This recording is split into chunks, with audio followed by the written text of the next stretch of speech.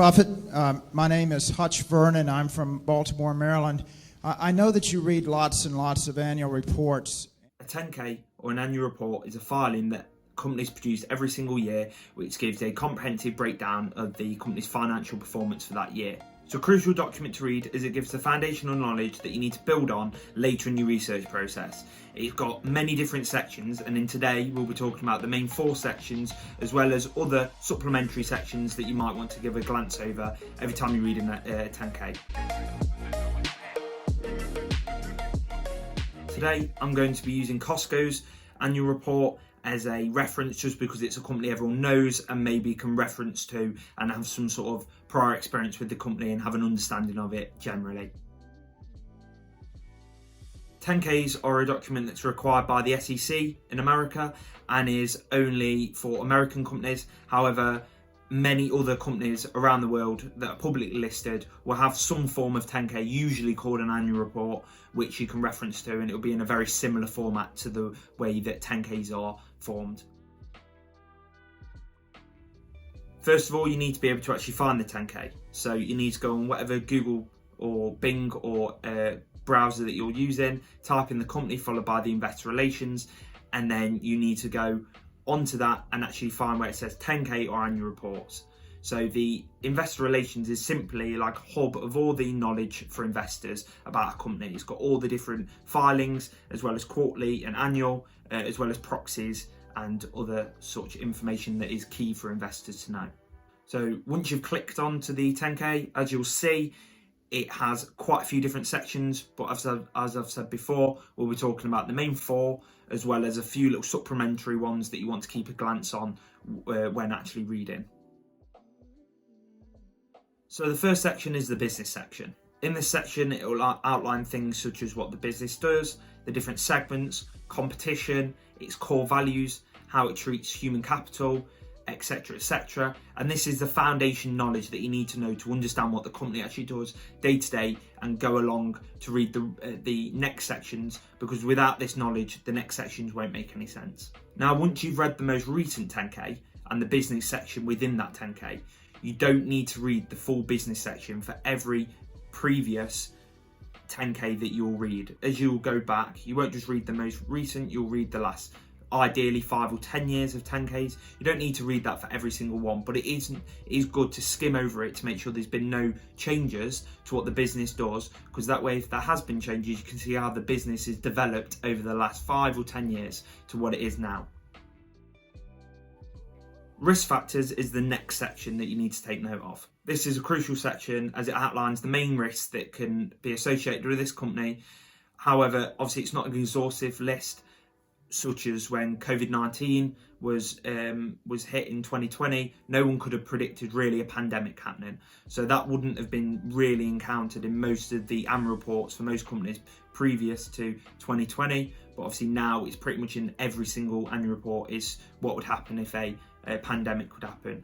Now, these companies outline what they think, how it might affect the company, and if they have anything set up to actually combat these risks. But it's really crucial to look at these risks and evaluate if you think they are genuine risks that are going to happen, or if it's just a risk that is inherent to most companies and it's just part of the investment thesis that you've got to hope that doesn't play out.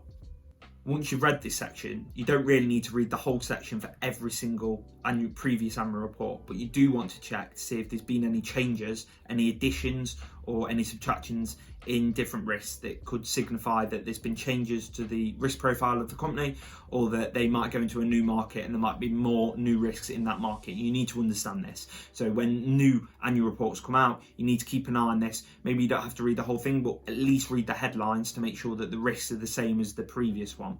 A little section which I would say is just to keep an eye on is the legal proceedings. This tells you any lawsuits or anything that's going on with the company currently, and you want to make sure you keep an eye on this, see if there's any reoccurring issues, such as customers reoccurringly suing the company for certain issues, and it could tell you what if there's any issues that are going on with the company and they haven't spoken about it. You can see it in this area and sort of evaluate it for yourself. The next section is management's discussion and analysis of financial conditions and results for operation. It describes the financial results of this year as well as the financial results of this year compared to previous years. It also tells you why certain things may have happened, such as a margin shrink or an expansion in margin, and why this has been caused. It's really crucial, this section is, to read every single year, because you need to understand what's going on within the company every year, and especially compared to previous years, see if there's any changes and to get any themes that come in. So if the margins keep compressing every single year, you know that they may have cost pressures and their competitive advantage may be impaired, or they may not even have one in the first place. So you need to really keep an eye on this area to make sure that the company's sound and there's not any recurring issues that keep coming up through each year.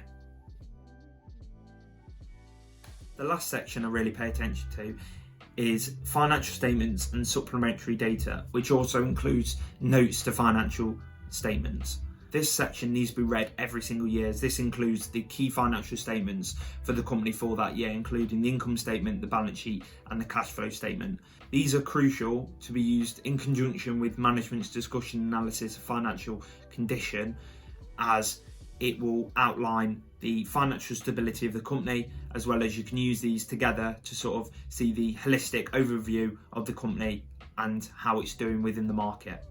Another point that a lot of people don't know is a lot of the calculations or values that are come up to in the financial statements.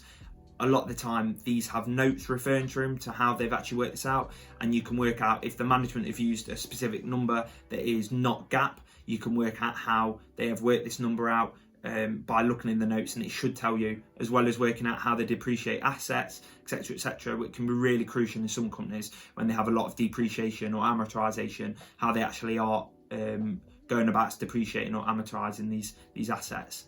I hope that's helped you understand how to read 10Ks, as well as what the key sections are, because I know there's a hell of a lot of sections in the 10K, and the ones that I've outlined in this video are the key ones that you really need to pay attention to. Don't get me wrong, the other sections that I've not included in this, you can skim read them, but you don't need to necessarily read every single line by line of all the pages within the 10K, because they can be 180, 200 pages long, and that'll take a long time to try and read all of that. If you've liked this content, please drop it a like and subscribe to the channel if you want to see more content like this, and I'll see you in the next video. Bye.